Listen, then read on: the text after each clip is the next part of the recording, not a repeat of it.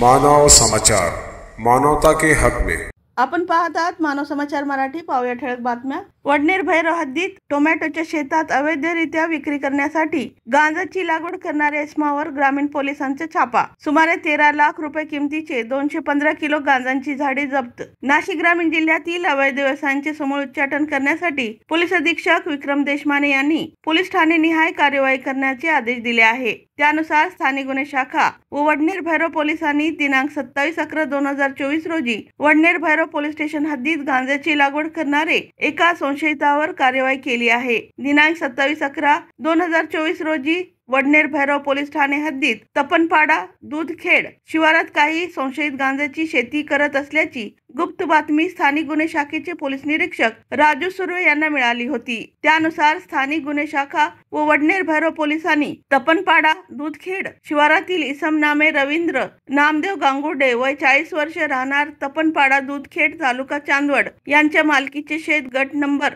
83 व 84 या ठिकाणी छापा टाकला। सदर छाप्यात 215 किलो वजनाची 65 गांजाची झाडे किंमत रुपये 12,93,060 चा अवैध साठा जप्त करण्यात आला आहे। यातील इसम रवींद्र गांगुर्डे हा त्यांचे स्वतःच्या शेतात टोमॅटोच्या लागवडीमध्ये गांजाच्या झाडाची बेकायदेशीररित्या लागवड करून विक्री करण्याच्या उद्देशाने जोपासना करताना मिळून आला। त्याच्या विरुद्ध वडनेर भैरव पोलीस ठाण्यास गुन्हा रजिस्टर नंबर 358/2024 NDPS कायदा कलम 20-22 प्रमाणे गुन्हा दाखल करण्यात आला आहे। यातील आरोपी सदर गुन्ह्यात अटक करण्यात आली असून पुढील तपास चालू आहे। वरील गुन्ह्यात आरोपी नामे रवींद्र नामदेव गांगुर्डे यांच्या विरुद्ध यापूर्वी वडनेर भैरव पोलीस ठाणे येथे जबरी चोरीचा गुन्हा दाखल आहे। सदर आरोपी हा गांजाच्या झाडाची लागवड करून त्याची विक्री कोणास व कोठे करणार होता याबाबत सखोल तपास पोलीस पथक करीत आहे। नाशिक ग्रामीण जिल्हा पोलीस अधीक्षक विक्रम देशमाने, अपर पोलीस अधीक्षक नाशिक ग्रामीण आदित्य मिरखेलकर, अपर पोलीस अधीक्षक मालेगाव अनिकेत भारती, उपविभागीय पोलीस अधिकारी मनमाड विभाग